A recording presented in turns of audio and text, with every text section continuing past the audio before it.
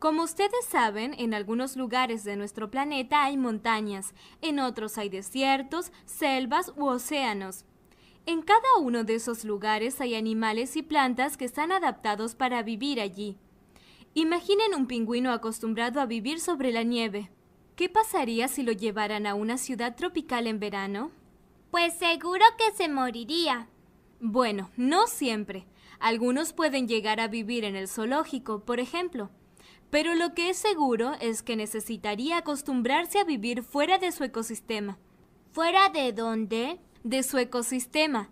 Cada uno de esos lugares que les mencionaba, la selva, el desierto o el mar, por ejemplo, con sus temperaturas, su altura, sus vientos, se llama ecosistema. ¿Y cómo son de grandes los ecosistemas? Son de distintos tamaños. Pueden ser grandes como el mar o pequeños como el hueco de una hoja. ¿Y qué cosas hay en un ecosistema? Hay animales, plantas y muchos otros organismos. A todos estos que están vivos los llamamos bióticos, pero además hay elementos que no están vivos, como la luz, la lluvia, el viento.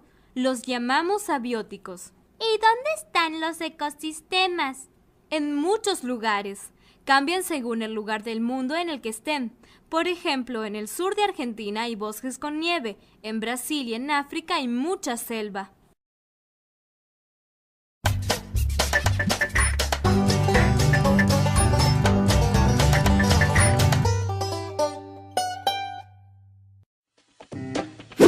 ¿Qué es un ecosistema?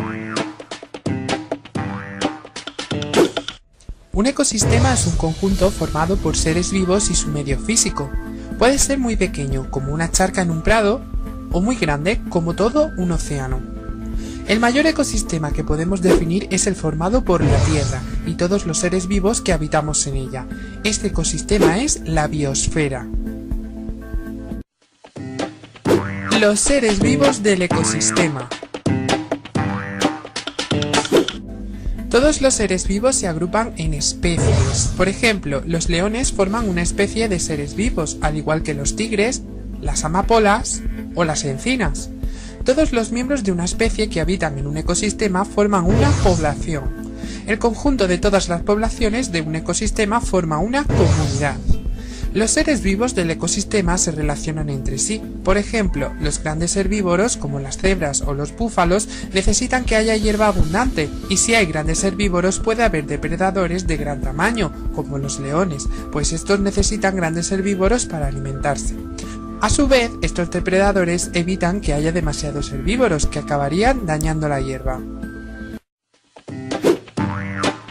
El medio físico. El medio físico de un ecosistema incluye numerosos elementos que influyen sobre los seres vivos, como la temperatura, el grado de humedad o el tipo de suelo. A estos elementos se les llama factores. El medio físico puede ser terrestre, mixto o acuático. En cada uno de estos medios influyen factores diferentes. En los medios terrestres los factores más importantes son el clima, el tipo de suelo y el relieve.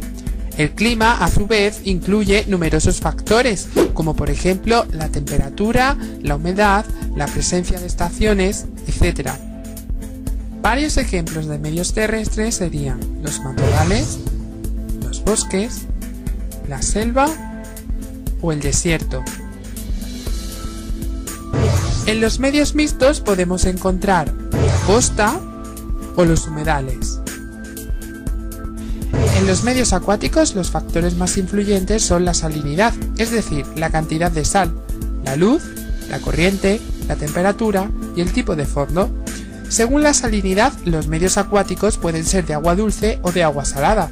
La luz depende de la profundidad y de la transparencia del agua. Esto es importante, pues solo puede haber plantas y algas en los lugares a los que llegue la luz del sol.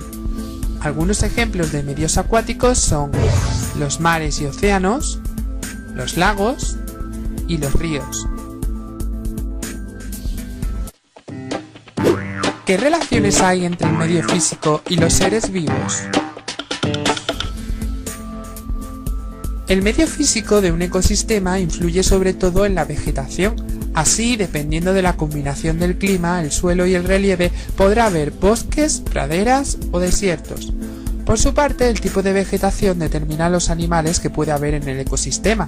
Por ejemplo, en una pradera no pueden vivir aves que necesitan anidar en los árboles. Por otro lado, los seres vivos también modifican el medio físico. Por ejemplo, muchos animales excavan galerías en el suelo y contribuyen a transformarlo.